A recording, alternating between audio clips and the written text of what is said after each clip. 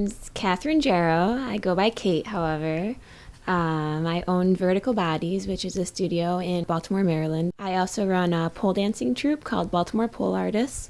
Our home studio is Vertical Bodies.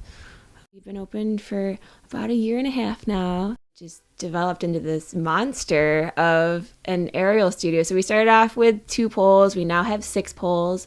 They're 14 feet high. They're 45s, which is in reference to the diameter of the pole, so it's better for smaller hands. They have the option for spinning or static. We now have 3 liras, which is the aerial hoop. Think of like a gigantic hula hoop in the air, but a lot harder. And we have yoga hammocks and silks as well. So there's like this whole underground world in pole between performances, competitions, showcases, guest performances. I guess I would first start off with showcases are probably the easiest thing to perform at because there's not so much pressure. Everybody's really nice, and that's what Baltimore Pole Artist does is we provide a safe place for you to perform. A lot of people think that they need to be already buff before they start pole dancing. I think that's completely false. When I first started, I'm the most uncoordinated person ever. I'm actually really klutzy, and I had no upper body strength whatsoever. And so that actually is ideal because then you can build the muscles the way that you need them for aerial or for pole. You can start at any level, at any age. I mean, I have 50, 60-year-old women who come into class, and then I also have 18-year-olds, that want to come into class as well. So it's just all about your mindset and if you're ready to pole dance.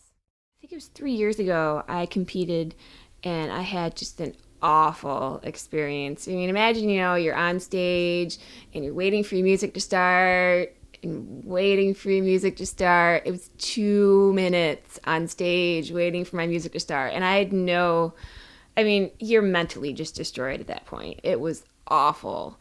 And I never competed again. So this is my first time competing in 3 years. I've done tons of showcases and tons of other things, but that just left such a bad taste in my mouth that I never wanted to do it again. And then there's competitions, the badasses. One that's coming up, which is April 18th. It's called Atlantic Pole Championship. So it's the competitors all in the Atlantic region that come together and compete.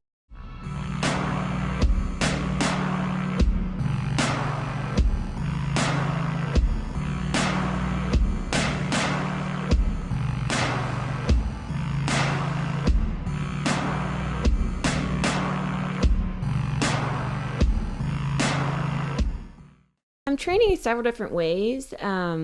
Pole is such a unique sport that you can't just be like, I'm going to pole dance every day because you'll just burn out and it's terrible.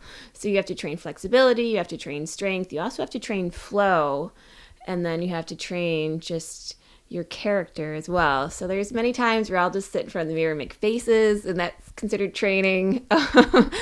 Just to kind of bring out the character and the style in your piece. Other days, I will do a lot of contortion or deep stretching to increase my flexibility. Other days, I'll work on really tough things on the pole. And then other days, I'll just freestyle, which is just kind of like you don't have a game plan. You just put on a song and dance.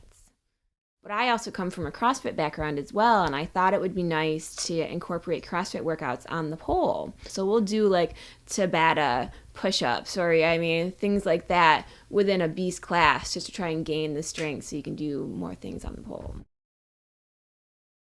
Well, I'd like people to know that it's not just in strip clubs. However, you do have to respect the fact that it is still in strip clubs as well. Like, I always have respected my roots and known that it was born out of strip clubs.